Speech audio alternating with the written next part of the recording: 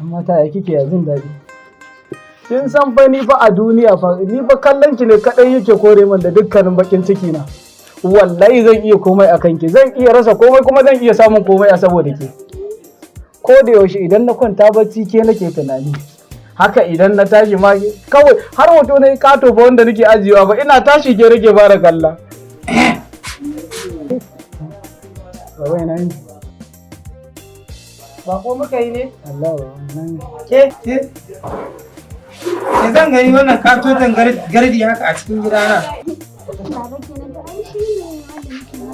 Shi ne ne. Ina ne baba? Lafiya lau. Afto, malam, ka ya kudin cefa ne.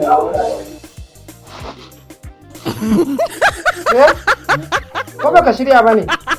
Me ne kace baba? Ka kudin cefa ne. Haka aka ce malam ka kudin cefa ne, ya na tuka makana ingi ko kike na kake? Kwana biyu ne gaba daya.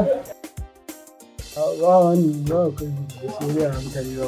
Ya kake ikina ne kudin cefa ne aka ce ka kawo ko babu ne? Allah ya kasan gaba ɗaya kwana biyu ne wannan kawai. Wannan ai ba na tsayawa ba ne in zauna kenan. To, a ku ne dai irin waɗanda kuke zuwa layi-layi kuke wuro 'ya'yan mu kunne ko? Baba ni ba irin wayannan samarin ba ne, ni ba abin da ya kawo ni ka tambaye ta so da kauna ne kawai ya janyo na cikin gidanka. So da kauna kuma sai abun yata kenan. Kai yanzu baka da kuɗin cefa ne, garjejen ƙato da kai. Amma ka iya zuwa taɗi kai ka gama ban ma ka shirya yin aure ba kawai dai ka shirya ka zo ka rage dare kai wannan yaron ba ka da